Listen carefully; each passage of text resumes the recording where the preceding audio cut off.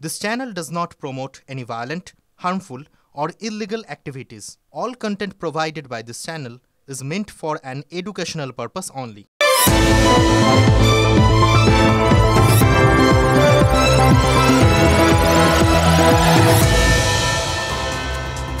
Lamine Yamal যারা খেলা দেখেন, মানে এখন যারা রাত জেগে ইউরো দেখছেন, এই মুহূর্তে তাদের মুখে মুখে কিন্তু এই নামটা ফিরছে। স্পেনের 16 বছর বয়সী ফুটবলার এই ইয়ামাল ফ্রান্সের বিরুদ্ধে ইউরো কাপের প্রথম সেমিফাইনালে কি দুর্দান্ত গোল করলো ছেলেটা, সবাইকে চমকে দিয়েছে, সবাই তারিফ করছে। পশ্চিমবঙ্গ পুলিশ তারাও কিন্তু পিছিয়ে নেই, তারাও ইয়ামালের তারিফ করছে। আজ রাজ্য পুলিশের যে সোশ্যাল মিডিয়া হ্যান্ডেল, সেখানে দেখলাম ইয়ামালের ওই গোলের ভিডিওটা শেয়ার করা হয়েছে, আর লেখা হয়েছে কি জানেন, তখন তুমি নবম শ্রেণী, তখন তুমি 16। জয় গোস্বামীর সেই বিখ্যাত কবিতা মালতীবালা বালিকা বিদ্যালয়। জয় গোস্বামী লিখেছিলেন, আমি তখন নবম শ্রেণী, আমি তখন শাড়ি। রাজ্য পুলিশের আগে একটু জাস্ট বদলে দিয়েছে কথাটা, সেটা না, এটা তো খুব ভালো করেছে। কথাটা হচ্ছে পুলিশ হঠাৎ এই ইয়ামালের ভিডিওটা শেয়ার করতে গেল কেন? দেখুন, ইদানিংকালে আমরা দেখেছি পুলিশ এরকম বহু কিছু নিয়ে তারা এরকম পোস্ট করে আর কি, অন্যরকম জিনিস দিয়ে কোনো ব্যাপারটাকে তুলে ধরার চেষ্টা করে। সবই কিন্তু কোনো সচেতনতামূলক প্রচার। এটাও ভেবেছিলাম সেরকমই একটা কিছু হবে, কিন্তু পরে দেখলাম সেরকম কিছু না, কোনো সচেতনতামূলক প্রচারের জন্যই জনপ্রিয় গোলটার ভিডিওটা শেয়ার করা হয়নি। পশ্চিমবঙ্গ পুলিশ ওই গোলটারই তারিফ করে ভিডিওটা প্রকাশ করেছে। এখন কেউ বলতে পারেন যে করদাতাদের টাকায় চলে এই বাহিনী, তারা তাদের অফিসিয়াল পেজকে এভাবে কেন নিজেদের পছন্দ অপছন্দের বিষয়গুলো দেখাতে অপব্যবহার করছে? নিছক জনসংযোগ করতে গিয়ে কেন জনপ্রিয়তায় গা ভাসাচ্ছে পুলিশ? দেখুন, এই সমস্ত প্রশ্ন কারো থাকবে, আমি জানি। যদি কারো থাকে, তিনি চাইলে ওই জনস্বার্থ মামলা টামলা করতে পারেন, কিন্তু ফুটবল প্রেমী বাঙালি কাল রাত থেকে যে গোলে মজে রয়েছে, তার ভিডিও শেয়ার করা নিয়ে কোনো আদৌ অন্যায় টন্যায় আছে কি না, সেটা নিয়ে জাস্ট কোনো রকম তর্কেই যেতে চাই না, ইচ্ছেই নেই। দেখুন, আমার মনে হয় এক ধরনের মুগ্ধতা থেকে পুলিশের যা ইচ্ছে হয়েছে পুলিশ তাই করেছে, মানে পুলিশ নিজের মনের কথা শুনেছে। এটাই তো খুব বড় ব্যাপার একটা। আমার শুধু একটা প্রশ্ন আছে, ক্যাপশনে পুলিশ লিখেছে তখন তুমি নবম শ্রেণী, তখন তুমি 16। আড়িয়াদহের ওই তালতলা স্পোর্টিং ক্লাবে যে কিশোরের যৌনাঙ্গে সাঁড়াশি চেপে ধরা হয়েছিল, তার বয়সও তো 16-র বেশি হবে না, বরং কিছুটা হয়তো কমই হবে। ভেবে দেখুন, যে বয়সে ইয়ামাল ফুটবল বিশ্ব কাঁপাচ্ছে, তার থেকে কম বয়সের একটা ছেলেকে নিয়ে কি ছেলে খেলাই না করেছিল আড়িয়াদহের ওই জায়েন্ট সিং আর তার দলবল।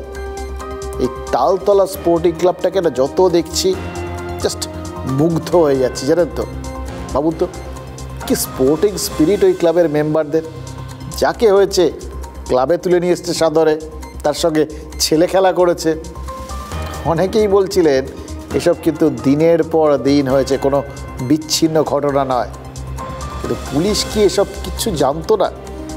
এই ধরনের ভালো খেলাধুলো হলে তো পুলিশের ইন্টারেস্ট আছে। দেখলাম তো আমরা, তারা সোশ্যাল মিডিয়া হ্যান্ডেল এগুলো প্রকাশ করে, তারিফ করে, সুন্দর কাব্যিকভাবে তারিফ করেছে। নির্ঘাত পুলিশ এটা জানতো না, জানেন তো।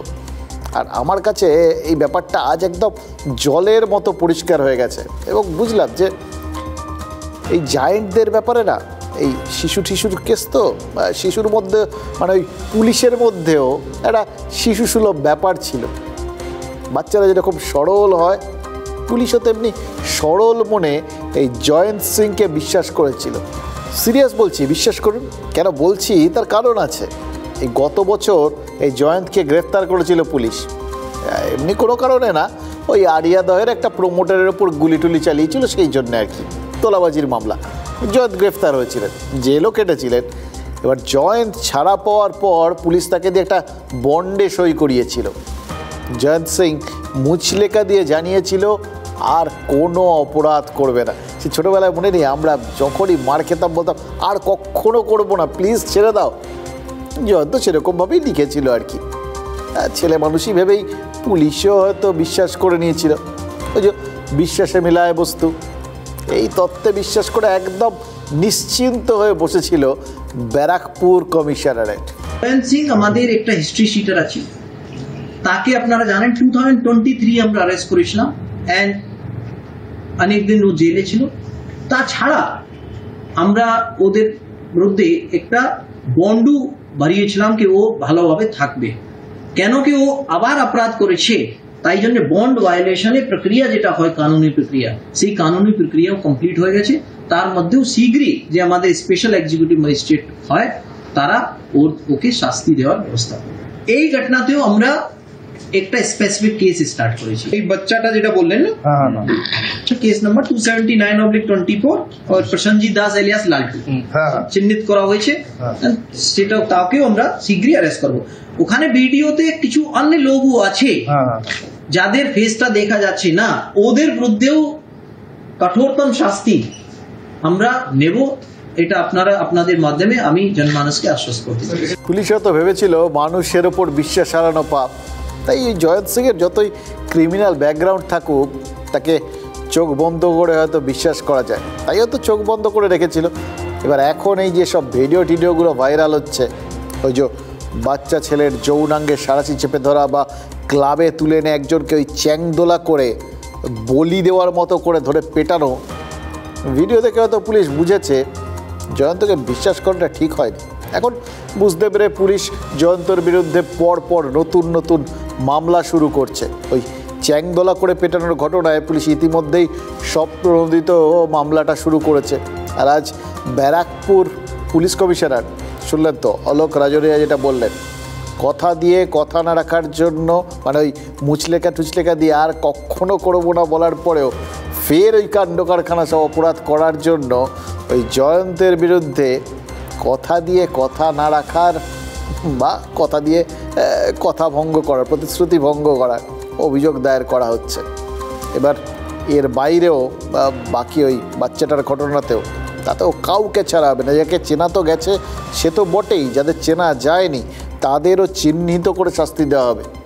দেখুন পুলিশের এই যে উদ্যোগটা না, এটা প্রশংসার যোগ্য এখন অফকোর্স, এবং যেভাবে রাজরিয়া বললেন যে আপনাদের মাধ্যমে সবাইকে এটা জানানোর আমরা চেষ্টা করছি, কাউকে ছাড়বো না। আমরাও তো ওই পুলিশ যেরকম বিশ্বাস করেছিল ওই জয়ন্তের ওই মুচলেকায়, আমরাও তো পুলিশকে এরকমভাবেই বিশ্বাস করি, এরকমভাবেই বিশ্বাস করতে চাই, জানেন তো। দেখুন বিজেপি নেতারা কি বলছেন জানেন, বলছেন এর বাইরেও রাজ্য পুলিশ নাকি আরও একটা কাজ করেছে। জয়ন্তর যে ভিডিও নিয়ে সব থেকে বেশি চর্চা হচ্ছে, বুঝো চ্যাংদোলা করে একজনকে পেটানোর ভিডিওটা, সেই ভিডিও শেয়ার করার জন্য রামপুরহাটের এক কলেজ ছাত্রকে নাকি পুলিশ থানায় ডেকে পাঠিয়েছে এবং রাতভর নাকি তাকে চাপটাপ দেওয়া হয়েছে বলে বিজেপির দাবি। বিজেপির কেন্দ্রীয় নেতা অমিত মালব্য, শেহজাদ পুনাওয়ালা, এরা সব ওই এক্স হ্যান্ডেল এই সমস্তগুলোকে পোস্ট করেছেন। রাজ্য বিজেপির নেতারাও বলছেন পুলিশ নাকি ওই ছেলেটাকে ভিডিওটা শেয়ার করার জন্য, মানে এটাকে অপরাধ বলে ধরে নিয়ে থানায় ডেকে নাকি চাপ দিয়েছে।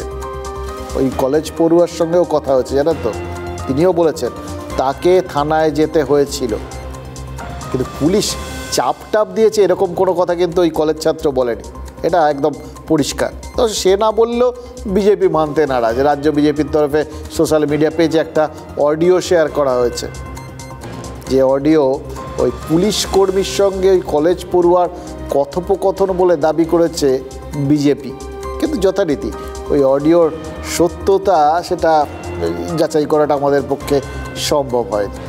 থানাতে বলছি, হ্যাঁ বলুন। বলছি আবার থানায় এসো, বড় ডাকছে তোমাকে। আমাকে? হ্যাঁ, আমি তো এখন বাকিনা গ্রামে আছি স্যার। হ্যাঁ, আমি কালকে দেখা করতে পারবো। স্যার বলছি কালকে দেখা করতে পারবো, আজকে আসতে হবে তোমাকে, বড় ডেকেছে আজকে। আজকে তো হবে না, রাত্রেবেলা যাও, বিকেলে হলে হতো স্যার।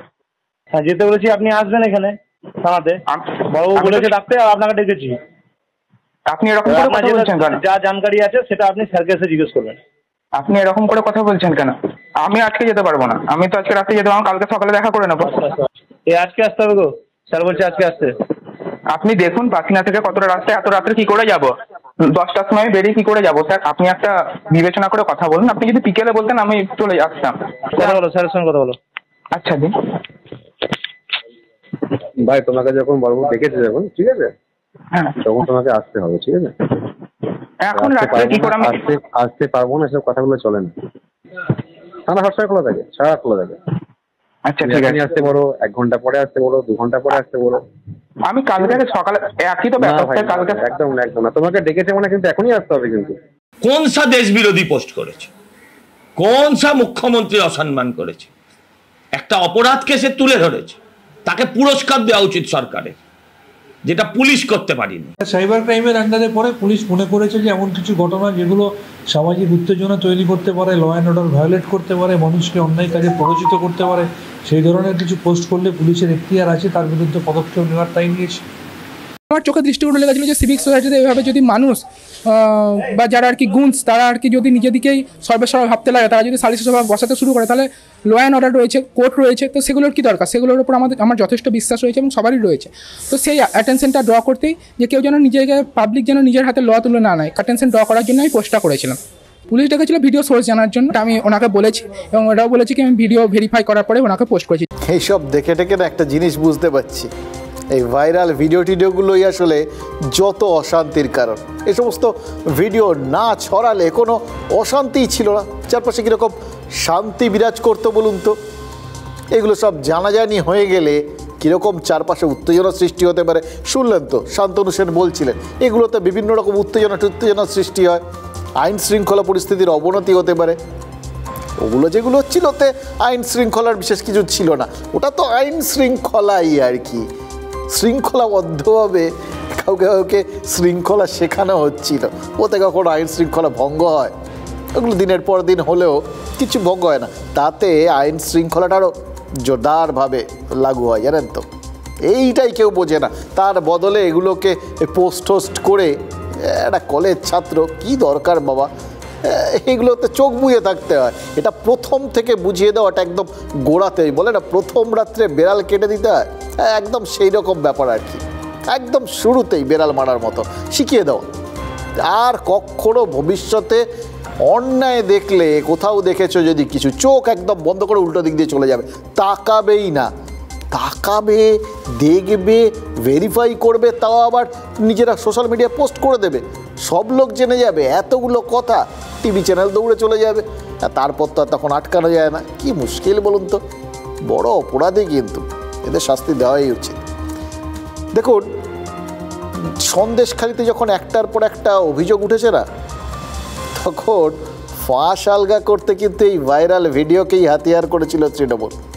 একটা নয়, একাধিক ভিডিও, একাধিক অডিও টেপ, যার সত্যতা তৃণমূল যাচাই না করলেও শেয়ার কিন্তু করেছিল, তাও আবার ওই লোকসভা ভোটের আগে।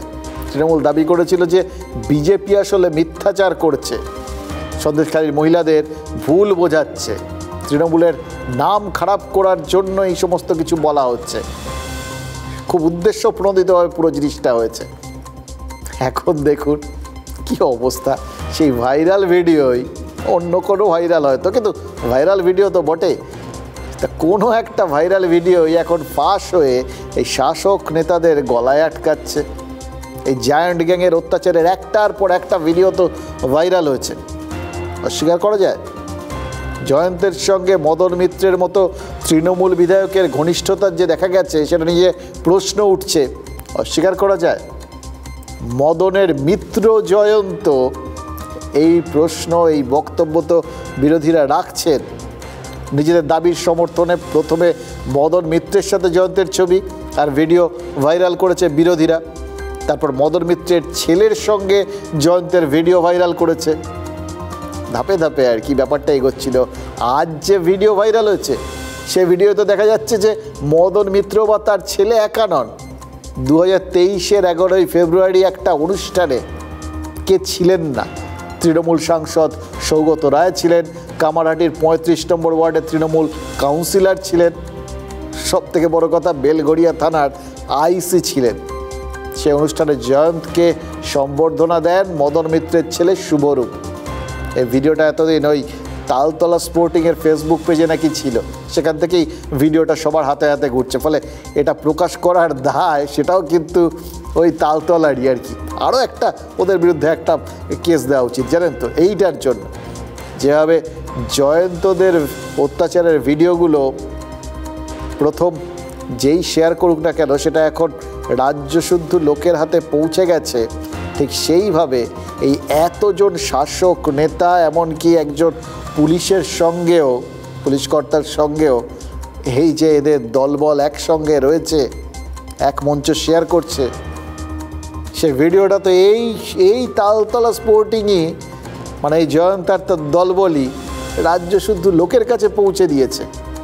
এদের কোনোভাবেই সমাজ ক্ষমা করতে পারে না জানেন তো। আমরা কামারহাটি ডেভেলপমেন্ট সোসাইটির পক্ষ থেকে জেন্টসকে সংবর্ধনা দেবো। আমি জেন্টসকে মঞ্চে আসার জন্য উপস্থিত হয়েছেন 35 কামারহাটি। এই তালতলা স্পোর্টিং ক্লাবকে রাজ্যের সারা জেলা এবং আমাদের কামারহাটিতে বিশালভাবে এগিয়ে নিয়ে যাচ্ছে, সেটা হচ্ছে জেএনসি। তাই তালতলা স্পোর্টিং ক্লাব আর জেএনসি একটা সমর্থক শক্ত।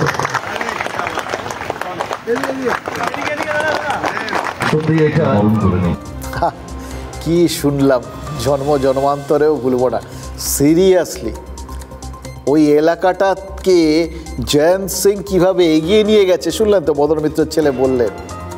ওই এলাকা কেন, কামারহাটি আড়িয়াদহ শুধু কেন, গোটা বাংলাকে মনে হচ্ছে জয়ন্ত সিং এগিয়ে নিয়ে গেছে। জয়ন্ত সিংয়ের মানে জয়ন্তের সিং কোথায় গিয়ে বিঁধছে এবার বুঝতে পারছেন তো। মদন মিত্র প্রথম থেকে বলার চেষ্টা করছেন যে জয়ন্তের সঙ্গে তার কোনো ঘনিষ্ঠতা নেই, এলাকার কত লোক তার কাছে আসা যাওয়া করে, জয়ন্ত সেরকম হয়তো কোনো কাজ টাজ নিয়ে তার কাছে এসেছিল, তখন ছবি টবি উঠেছে, এটা তো মদন মিত্রের কথা, এই কথা যুক্তি আছে। কিন্তু সত্যিই তো অত বড় একজন নেতা, অত জনপ্রিয় একজন নেতা, তার সঙ্গে রোজ কত লোক দেখা করতে আসতেই পারে, চিনবেন সবাইকে, এরকম কোনো কথা আছে নাকি? কিন্তু কতজনের জন্মদিন এইভাবে সাড়ম্বরে পালন করেন মদন মিত্রের পুত্র আর পুত্রবধূ। জয়ন্ত সিং জন্মদিনের কেক কাটছে, এক পাশে মদন মিত্রের ছেলে, আরেক পাশে মদন মিত্রের পুত্রবধূ দাঁড়িয়ে রয়েছেন। সেই পুরনো ভিডিওও তো এখন ভাইরাল। আচ্ছা, তাহলে কি জয়ন্ত সিং এক সময় সম্পদ ছিল আর এখন মদন মিত্রদের কাছে আপদ, নাকি গোটা শাসক দলের কাছেই সে এখন বিপদ? আজ কোর্টে পেশ করার সময় জয়ন্তকে সাংবাদিকরা জিজ্ঞেস করেছিলেন যে এখন নেতারা সবাই আপনার সাথে এরকম দূরত্ব তৈরি করছেন, কি বুঝছেন, কিছু বলবেন? জয়ন্ত জবাব যথারীতি এড়িয়ে গেছেন। কিন্তু নেতারা, তারা কি জয়ন্তকে নিয়ে এই প্রশ্নগুলো এড়াতে পারছেন? যদি কেউ এত বড় দাদা হয় যে সে ভিডিও করে দেখাতে চাইছে যে আমি মারছি, পুলিশের উচিত ধারা দেওয়ার আগে মেরে তার আগে হাত ভেঙে দেয়া, পিঠের চামড়া গুটিয়ে আগে মেরে হাত ভেঙে তারপর যেন পুলিশ সেকশন দেয়, মানুষ দু হাত তুলে পুলিশকে সমর্থন করবে। পলিটিক্যাল লিডাররা সরে যাচ্ছে কেন? পলিটিক্যাল লিডাররা সরে যাচ্ছে কেন? ওদেরকে জিজ্ঞেস করুন। হ্যাঁ, ওদেরকে জিজ্ঞেস করুন। কে সরে যাচ্ছে? তোমার পাশ থেকে পলিটিক্যাল লিডাররা সরে যাচ্ছে। কুণাল ঘোষ বলেছে পিঠের চামড়া তুলে নিন। আমি দেখিনি। হ্যাঁ, আমি দেখিনি। কি বলবো, ভাইরাল ভিডিও নিয়ে কালকে একটা ভাইরাল ভিডিও হয়েছে, আজকে দেখিনি আমি। একটু তলিয়ে দেখলে দেখা যাবে এই তালতলা স্পোর্টিং ক্লাবের পেছনে কে আপনি বলুন না। আমি কেন বলতে যাব? ঠিকাদার আছে, সবাই জানে তার নাম। কেউ যদি ওকে মদত দিত তাদের বিরুদ্ধে কঠোর ব্যবস্থা নেওয়া উচিত। এখন জয়ন্ত সিং এর সঙ্গে ওনার সম্পর্ক নেই, হ্যাঁ একথা বললে হবে? পুরো পরিবারের সঙ্গে সম্পর্ক, ছেলে বৌমা সবার সঙ্গে কি ঘনিষ্ঠ সম্পর্ক। আমি জানি এটা আড়িয়াদহ স্পোর্টিং ক্লাবের একটা ফুটবল টুর্নামেন্টের সূচনা ছিল, উদ্বোধন ছিল, সেখানে অন্য কেউ বোধহয় জয়ন্ত সিংকে আলাদা করে মালা পরে সম্বর্ধনা দিয়েছে। সেই সম্বর্ধনার সাথে আমার কোনো যোগাযোগ ছিল না। কেউ কোনো এলাকায় কোনো অনুষ্ঠানের অর্গানাইজ করছে, কোথায় কে কি করে বেড়াচ্ছেন এই গ্যারান্টিটা কে কিভাবে দিতে পারে?